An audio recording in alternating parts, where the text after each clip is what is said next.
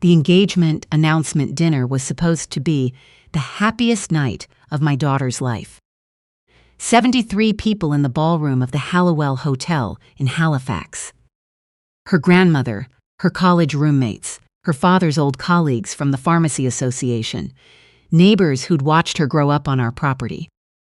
All there to celebrate the love she'd found at 31. I'd spent 2 weeks helping her choose table settings. I'd baked her grandmother's shortbread from scratch that morning. I sat at the head table, watching the man she loved work the room, shaking hands with us, remembering everyone's names, laughing at exactly the right moment in every conversation. And then my daughter leaned down to hug me, and I felt something pressed into my palm. She didn't look at me when she pulled away. She just turned back to the room, adjusting her earring, smiling at someone near the bar. I looked down at my hand, a small piece of paper folded twice, still warm from being held too long. I opened it under the table. 3 words in her handwriting, "Mum, help me." 73 guests. Champagne, flutes catching the light. My daughter standing 6 feet away.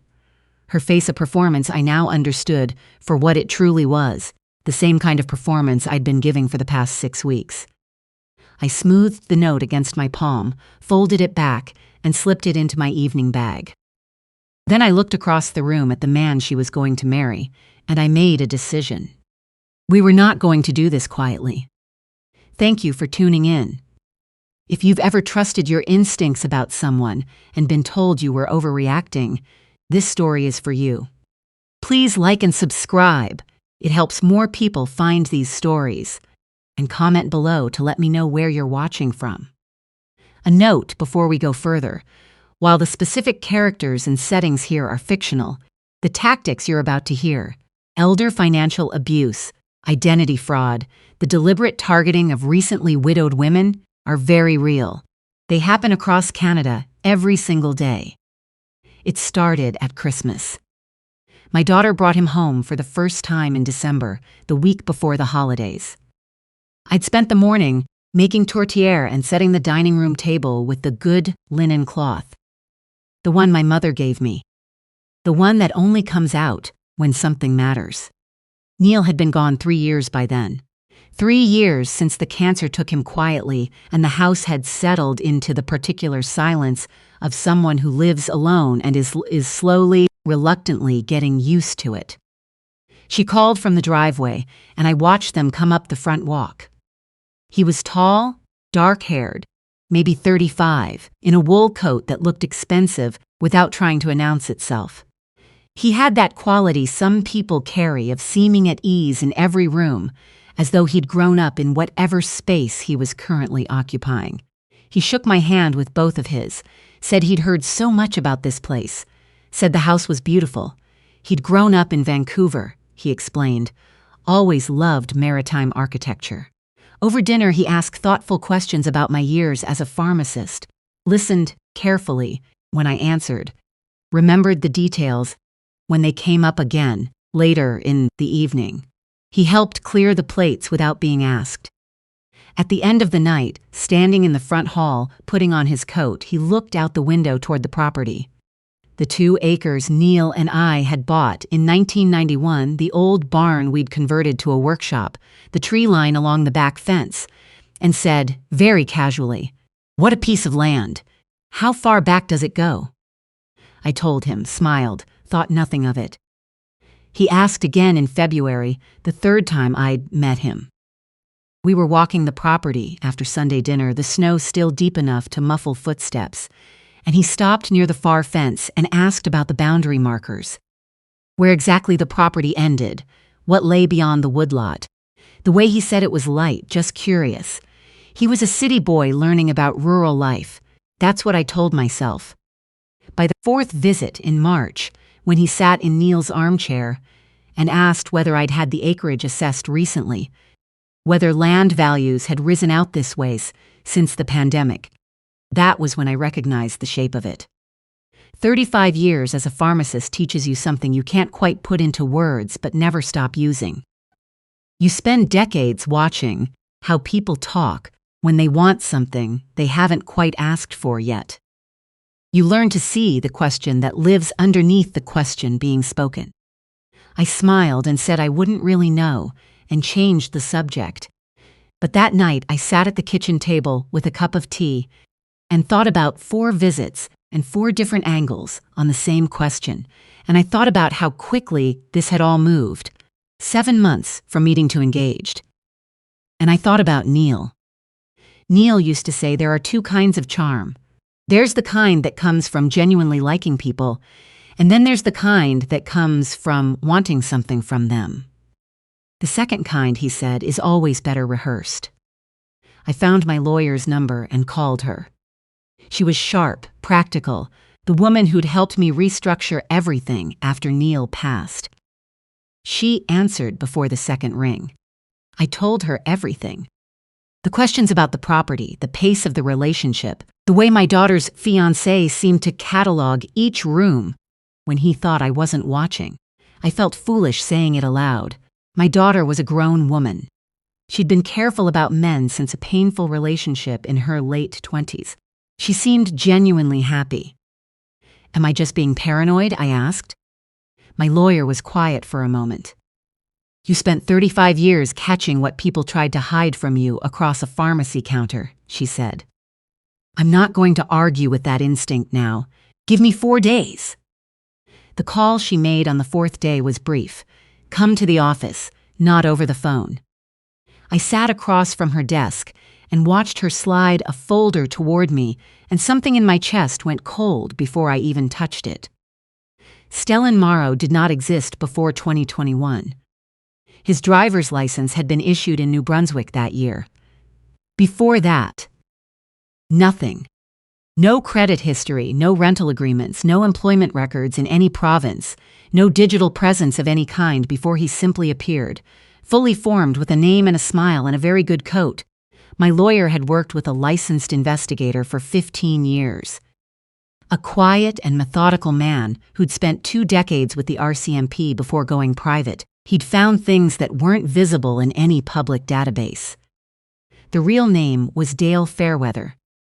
I sat at my kitchen table that evening, looking at a photograph the investigator had sourced from a 2017 college alumni record. Younger than the man I knew, thinner, something unfinished around the eyes. But the jaw was the same, the particular stillness of his face. His father had owned Fairweather Medical Supplies, out of Kelowna, BC, a small pharmaceutical distribution company. He'd supplied independent pharmacies across the interior and into the Maritimes for nearly 20 years. Neil had been one of his accounts. In 2018, Neil had renegotiated our supply contracts before he retired. He was doing what he always did in the final years, tightening overhead, getting the best possible terms. He switched 3 of our largest product lines to a national distributor. It was standard practice, legal, clean, without animosity. He hadn't thought about it twice. But Fairweather Medical had already been struggling. The loss of several accounts that same year, ours among them, was the last weight the company couldn't carry. They filed for insolvency in the spring of 2019. Dale's father died that August. The investigator used careful language in his written report. I read between the lines easily enough. Dale was 26 years old when his father died. He'd worked in that business since he was a teenager, had watched it built and then watched it dismantled, and had watched his father leave behind a note, retrieved through provincial court records and confirmed by a family contact, that named Neil by name. Neil didn't destroy that company. He made one business decision that was a single factor among many in a much larger collapse. But grief doesn't negotiate with facts. I knew that better than anyone. 3 years of mourning spent reaching across an empty bed had taught me that grief finds a shape to hold, even when the shape isn't accurate. What Dale Fairweather had done with his grief was change his name, move 4,000 kilometers east, and spend years engineering a way into our family. He had done something similar before. The investigator found one confirmed prior case, a woman in Kingston, Ontario, 63 years old at the time, Recently widowed, her late husband had built a successful optometry practice with commercial property and a carefully managed retirement portfolio. Her daughter had dated Dale, then using a different name entirely, for 5 months. The engagement ended without explanation 2 weeks after he attended a family meeting with their estate lawyer. The family paid a private settlement, signed a non-disclosure agreement, and went silent. The daughter from that family agreed to come forward when my lawyer made contact through the investigator. She said, through her own legal counsel, "I didn't know how to warn anyone. I spent a year not even understanding what had happened to us." If you're still watching, thank you. I want to hear from you. Did you recognize something wrong early in this story? Or did it take longer to see it? Comment below. The call I didn't expect came from my doctor. She's been my family physician for 12 years. She called on a Tuesday evening, and I could hear it in her voice before she'd said anything useful. That particular care a doctor uses when the news is not good and they're trying to give it to you gently. She told me Dale had made an appointment the previous month, presenting as my daughter's concerned future family member. He'd asked about the early signs of cognitive decline. He'd asked whether forgetfulness in a woman my age could indicate a diagnosable condition. He'd asked what medications could affect a person's capacity to make sound legal and financial decisions. He asked about zopiclone, she said. Dosage, duration in the bloodstream, behavioral effects at elevated doses. My kitchen went absolutely quiet. She said, "I've been your doctor for a long time. I watched you work. I've seen you catch drug interactions that other people missed entirely. Manage a business and a household and a grief all at once without losing your sharpness once. You do not have cognitive problems." And what this man was researching was not the behavior of someone worried about a family member. I asked her what she thought he intended. "He was building a file," she said. "If you appeared confused or unsteady or unable to make coherent decisions, documented on video, confirmed in writing, supported by a physician who'd been misled, he could petition for legal guardianship. Under Nova Scotia law, that process exists to protect people who genuinely need it. In the wrong hands, it becomes a legal mechanism for taking complete financial control of another person's life." I thought about every cup of tea he'd made me, every glass of water brought without being asked, every moment he'd insisted on helping in the kitchen. I thanked her. I hung up. I sat in Neil's chair in the dark for a long time. Then I called the investigator. We met the next morning, my lawyer, my doctor, the investigator, and me, around my kitchen table. The investigator installed 3 cameras that afternoon: kitchen, front hallway, sitting room. Legal under provincial law, he'd already obtained the necessary authorization. Audio enabled. It took 12 days to set the trap. I called my daughter's fiancé and invited him to dinner. Just the 2 of us. I said I wanted to discuss the ceremony details, that there were questions I'd rather handle without my daughter present. I kept my voice warm. I cooked the meal I'd made 100 times before. I acted like a woman who trusted the man her daughter was going to marry. He arrived at 6:30 with a bottle of wine, and that smile that always showed exactly the right number of teeth. We ate. He steered the conversation, as I'd known he would, toward the subject of estate planning. He mentioned that I hadn't updated my documents since Neil's passing. He said he knew excellent financial planners who specialized in widows' estates. He said it gently, of course, with every appearance of concern. I nodded in the right places. I let him talk. At 8:15, I stood up from the table and pressed 2 fingers to my temple. I said, "I'm so sorry. I have a terrible headache coming on. I'm going to get some water and lie down for a few minutes. Please, finish your wine." I filled a glass at the kitchen tap and left it on the counter where he could see it. Then I went upstairs, making sure my footsteps were audible on the old staircase. I sat on the edge of the bed and opened the tablet the investigator had set up for me. I watched the kitchen feed. For several seconds he didn't move. Then he stood, walked to the bottom of the stairs, and listened. He walked back into the kitchen, reached inside his jacket, removed a small prescription bottle, found a spoon from the back of the utensil drawer, a clean one, not the one I'd used, set it on the counter, placed a tablet on it, and ground it to powder with the base of a mug. He picked up my water glass. He tipped the powder in. He stirred it, tapped the spoon dry on the rim, wiped it with a paper towel, dropped the paper towel in the recycling bin beneath the sink. He returned the bottle to his jacket pocket. Less than a minute, efficient, practiced. When I came back downstairs, he was in the sitting room, hands in his pockets, looking at the photograph of Neil on the mantel. He held out the water glass when I walked in. "Drink something," he said.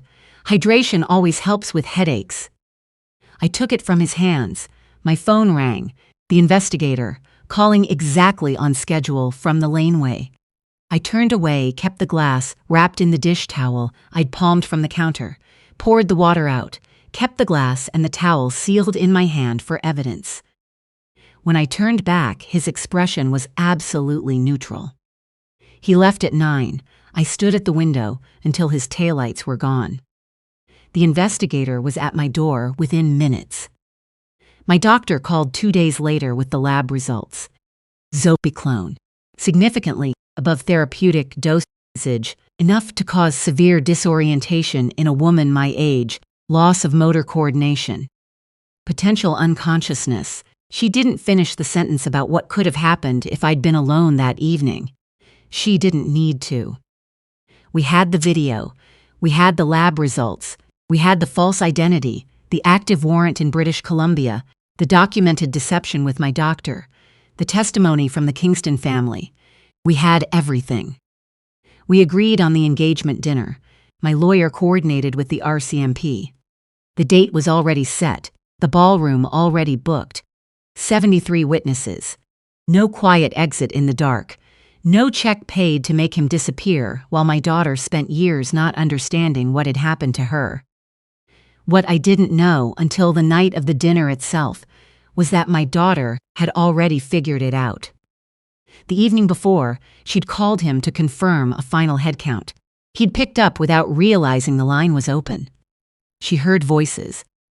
Him and someone else, a low conversation she recognized as the kind people have when they think no one's listening. She stayed on the line. She heard him talking about the property assessment he'd requested from a county records office. She heard him say Neil's name. She heard him describe me as the widow who had no idea what she was actually sitting on because she lived so quietly. She said he laughed when he said it. That was the moment the last piece of her understanding fell into place. She'd spent 24 hours unable to eat, unable to make herself call me, turning it over and over in her mind. Was she wrong? Had she misheard? Was there some explanation? And finally arriving at the only conclusion that made sense. She'd said nothing because she thought she was protecting me. She thought I was happy for her. She thought telling me would break something she didn't want to break. We had been protecting each other in parallel, each of us carrying the same terrible weight alone, not knowing the other one was underneath it too. When she hugged me at the dinner table and pressed the note into my palm, she still didn't know that I already knew everything. She found out when I squeezed her hand once and held it, and she looked at my face and understood. He gave a beautiful toast. Every word chosen, every pause deliberate, his voice exactly the right pitch of warmth and sincerity. He was very good at what he did. I waited until he sat down. Then I stood up. The room went quiet immediately, the particular quiet of a crowd that senses something significant has shifted. 73 people turned to look at me. I said, "I need to stop this evening for a few minutes. There's something I need everyone here to know about the man my daughter is engaged to." He didn't react at first. To his credit, the mask held for several seconds. He said, gently, that I must be overwhelmed, that it had been an emotional week. "The man's legal name is Dale Fairweather," I said. A sound moved through the room like weather. I said what I needed to say. I said it clearly, without anger, because I'd had 6 weeks to work through the fury and come out the other side of it. I said his real name. I described the identity fraud, the warrant outstanding in British Columbia. I explained who his father had been, and what had happened to their family, and the shape that grief had taken over 14 years. I named the woman in Kingston, and what her family had paid to make him go quietly. My lawyer stood and confirmed everything in writing. My doctor stood and confirmed the medical findings. And then 2 RCMP officers, who had been seated near the back of the room, in ordinary clothes, looking like any other guests, stood and walked the length of the ballroom to where Dale Fairweather was sitting. He tried once more to speak, said the whole thing was fabricated, called me a paranoid old woman who'd never wanted her daughter to find happiness. His voice was shaking. The investigator later confirmed that the man he'd been speaking with on the phone, a cousin who'd been in on the scheme from the beginning, was picked up by police that same hour. The officer asked Dale to come with them. He did. I watched them walk him out through the double doors, past the coat check, past the potted palms, and the framed Halifax Harbor photograph on the wall. The doors swung shut. The room was completely still. And then my daughter stood up from her chair and crossed the room to me, and I held on to her. We didn't cry until we got outside. We stood on the hotel steps in the April cold, still in our dinner clothes, the harbor smell coming in off the water, and then we did. That was 8 months ago. Dale Fairweather was convicted of fraud, identity theft, and administering a noxious substance under the Criminal Code of Canada. His cousin was convicted of conspiracy. The woman from Kingston testified at trial. Her daughter flew in from Ontario to do the same. Sentencing is scheduled for the spring. My daughter spent 2 months back home and then returned to her apartment in Halifax. She's seeing a therapist she trusts. Last month, she sent me a photograph from the top of a trail in Cape Breton, just her and 2 friends from university, grinning into the wind above the highlands. I have it on the refrigerator. I told her everything eventually. The full picture of what Neil had built, the RRSP and TFSA accounts, the proceeds from the pharmacy building he'd sold when he retired, the investment portfolio he'd managed quietly for 20 years. Numbers she'd never known, because Neil believed, as I still believe, that money kept private is money that cannot be used against you. She was quiet for a long time after. Then she said, "Dad would have found him out the very first time he asked about the property, wouldn't he?" "Yes," I said, "first visit." We sat together in the garden Neil planted, not talking, for a long while. That silence was its own kind of conversation. I carry certain things with me now that I didn't carry before. I know that a question asked 4 times across 4 visits is not curiosity. It is research. I know that charm which never varies, never breaks, never shows you. The thread count is not real warmth. It is a costume. I know that protecting someone you love sometimes means carrying knowledge alone that would devastate them, and that the loneliest part of it is not knowing that the person you are trying to protect is doing the same thing for you. And I know, though I think I understood it long before any of this, that when someone uses the people you love as instruments against you, the right response is not to go quietly. It is to stand up in a room full of 73 witnesses with documentation in hand and say what is true, and let the truth do what truth does. Neil built everything we have from a dispensary counter and 4 decades of honest work. He didn't build it to be taken apart by someone carrying inherited rage. And I didn't spend 35 years protecting people across a pharmacy counter to stop now, when the person who needed protecting most was the one I loved best in the world. If any part of this story sounded like something you've seen, if you recognize those careful, circling questions, that rehearsed warmth, that particular interest in where the money is and where the property ends, please share it. Elder financial abuse, affects hundreds of thousands of Canadians every year, and the best protection against it is knowing what it looks like while there is still time. Subscribe if you'd like more stories like this one. And thank you, genuinely, for staying until the end.